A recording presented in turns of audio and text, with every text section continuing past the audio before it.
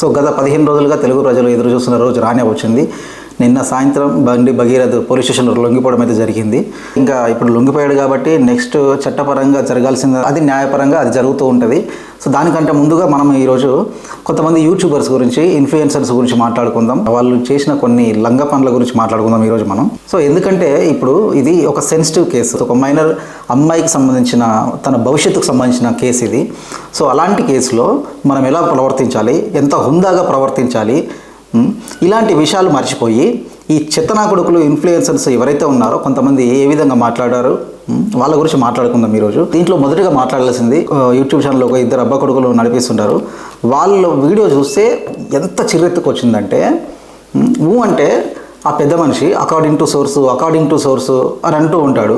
ఆ పెద్ద LLB పెద్ద న్యాయ వ్యవస్థ నడుపుకుంటూ వచ్చి రిటైర్ అయిపోయి వచ్చి కెమెరా ముందు కూర్చున్నట్టు పెద్ద బిల్డప్లు అకార్డింగ్ టు సోర్స్ అనే ఒక పదాన్ని ముందర వేసుకొని వీడియో మొత్తం అదే పదం తీసుకొచ్చి డైరెక్ట్ ఆ అమ్మాయి క్యారెక్టర్ని బ్యాడ్ చేసే విధంగా డైరెక్ట్ హనీ ట్రాప్ అని వీళ్ళే ఒక క్లారిటీ తీసుకొచ్చే ప్రయత్నం చేశారనమాట. కేసు కోర్టులో ఉన్నప్పుడు నువ్వు డైరెక్ట్ ఒక అమ్మాయి క్యారెక్టర్ని ఎలా బ్యాడ్ అని డిసైడ్ చేస్తావు?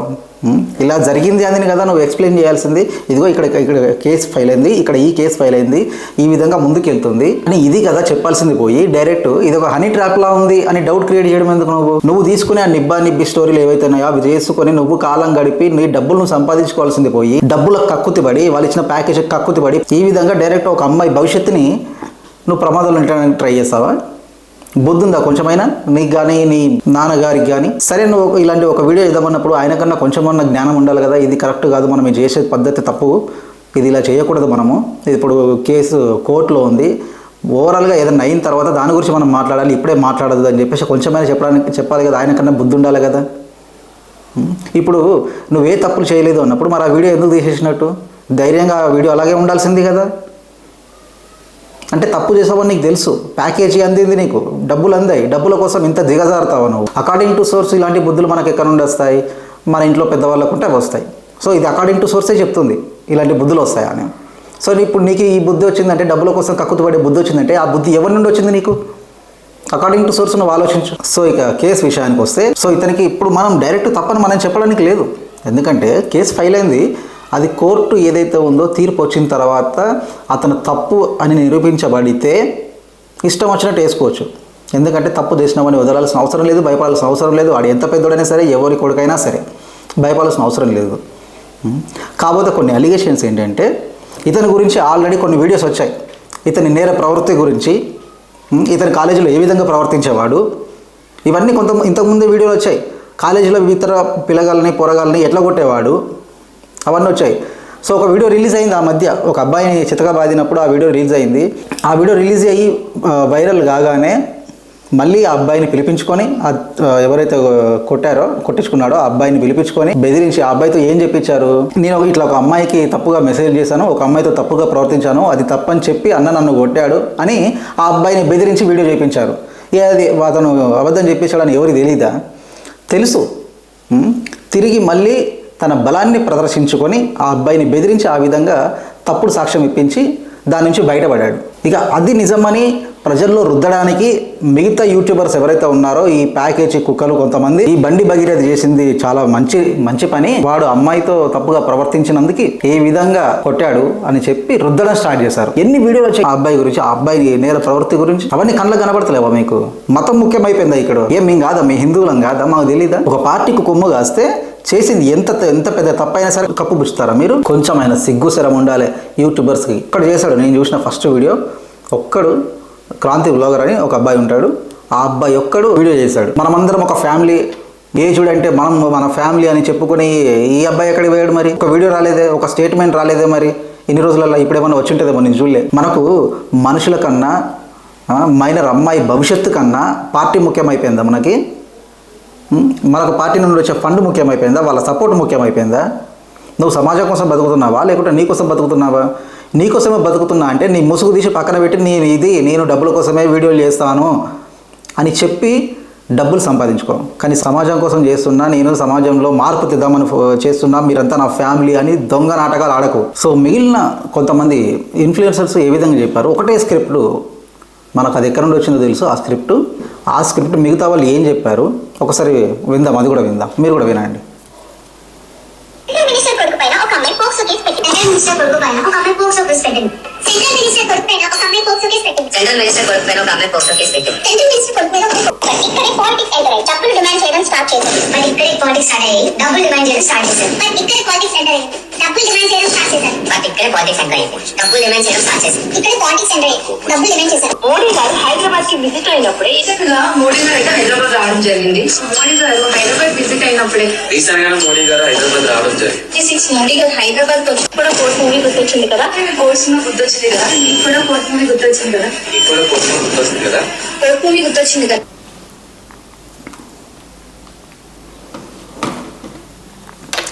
అది చూసారు కదా, వీళ్ళందరికీ స్క్రిప్ట్ ఒకటే స్క్రిప్టు, ప్యాకేజ్ డిఫరెంట్. ఎందుకంటే ఈవెన్ ఫాలోవర్స్ తగ్గట్టు వానికి ప్యాకేజ్ ఉంటుంది అనమాట. ఆ ప్యాకేజ్ తగ్గట్టు ప్యాకేజ్ ఏమో ఫోన్పేలో పడిపోతుంది, స్క్రిప్ట్ ఏమో వాట్సాప్లో వస్తుంది, సాయంత్రం కల్లా వీడియో వస్తుంది వీళ్ళ దగ్గర నుండి. ఇదే కదా జరిగేది మనకి. నిజం చెప్తున్నా, ఒక మనిషి పుట్టినోడు ఎవడు ఇట్లా స్క్రిప్ట్ చదువుకుంటా వీడియో చేయడు.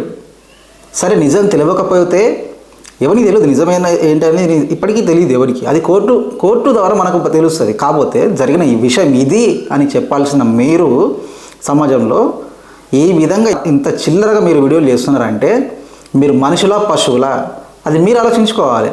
మీరు కడుపుకు అన్నం తింటున్నారా, గడ్డి తింటున్నారా?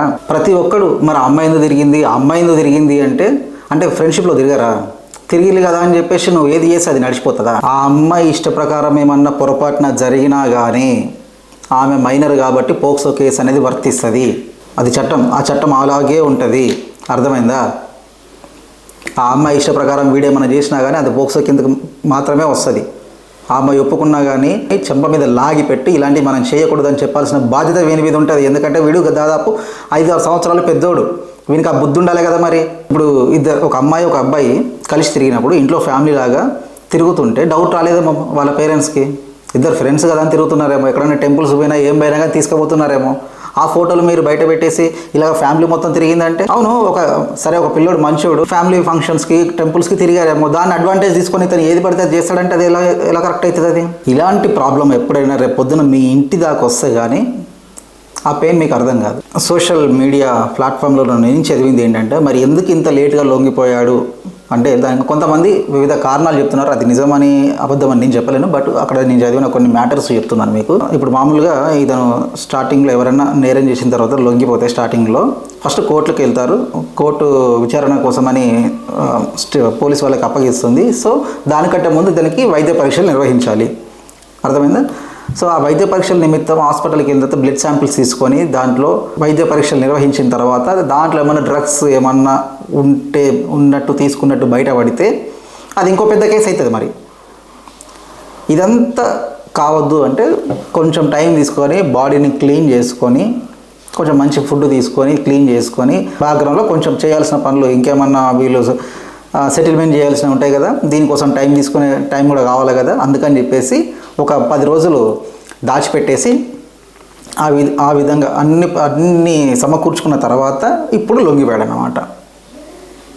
సో ఆ విధంగా నేను సోషల్ మీడియాలో కొన్ని కామెంట్స్ చూడడం అయితే జరిగింది. సో నేను చెప్పేది ఒకటే, ఇక్కడ ఎవరిని కూడా డైరెక్ట్ జడ్జి చేయకండి. బట్ జరిగింది ఇది, ఈ విధంగా ముందుకెళ్తుంది.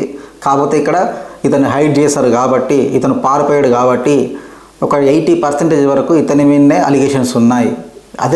అట్లా కాకుండా డైరెక్ట్ లొంగిపోయి నేనే తప్పు చేయలేదు కావాలంటే నన్ను విచారించుకోవడానికి ముందుకు వచ్చి ఇతను స్టేషన్కి లొంగిపోయి విచారణ ఎదుర్కొంటే ఇంత అలిగేషన్స్ వచ్చేవి కాదు ధైర్యంగా.